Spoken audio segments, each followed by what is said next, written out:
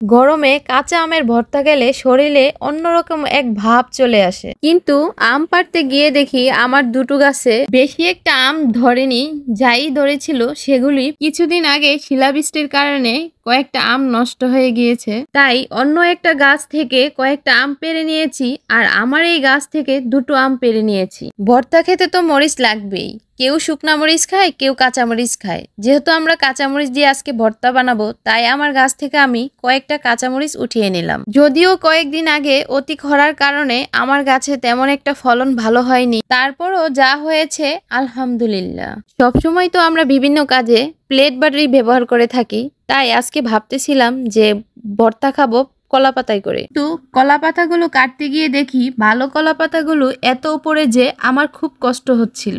ভালো কিছু পেতে হলে তো কষ্ট করতেই হবে, তাই আমিও একটু কষ্ট করে কলা পাতাগুলো কেটে নিয়ে আসলাম।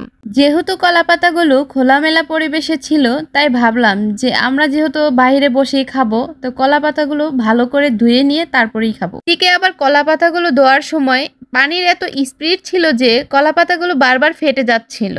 বোতলে করে আমি একটু পানি নিয়ে নিলাম আমগুলো ধোয়ার জন্য, যাতে আমে কোনো ধরনের ময়লা বা কোনো কষ না থাকে। যাই হোক, এইদিকে আবার আমগুলো প্রায় খোসা ছাড়ানো শেষ, তাই আমি এখন আমগুলো ভালো করে ধুয়ে নিব। ধোয়ার পালা শেষে এখন কাজ হচ্ছে আমি আমগুলো কুচু কুচু করে কেটে নিব। আম কাটা যেন সুন্দর হয় সেজন্য আমি আলু কাটার মেশিন ব্যবহার করতেছি, আপনারা চাইলেও ব্যবহার করতে পারেন। আমগুলো কেটে আমের আটিগুলো আমি পাশেই রেখেছিলাম। এইদিকে তাকিয়ে দেখি আমার ছেলে আমের আটিগুলো নিয়ে চটকিয়ে চটকিয়ে খাচ্ছিল।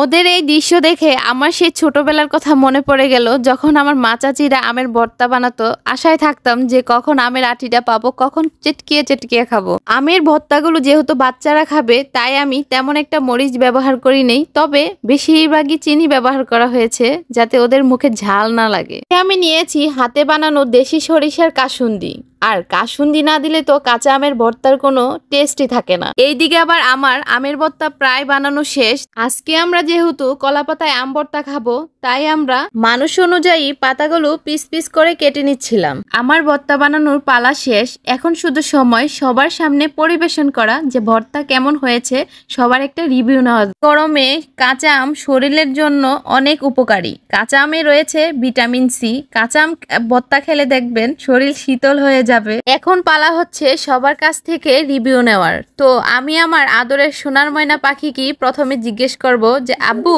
ভর্তাগুলো কেমন হয়েছে? অনেক শুনলেন তো আমার ছেলের রিভিউ। এত চিনি দেওয়ার পরেও আমার ছেলের মুখে মিষ্টি আনতে পারলাম না, সেই টকই রয়ে গেল। এই বছর কারা কারা কাঁচা আমের ভর্তা খেয়েছেন কাসুন্দি দিয়ে অবশ্যই কমেন্টস করে জানাবেন। আর হ্যাঁ, আমাদের পেজটা ফলো দিতে কিন্তু ভুলবেন না। আর যদি ভিডিওটি ভালো লাগে লাইক কমেন্ট শেয়ার করে দিবেন।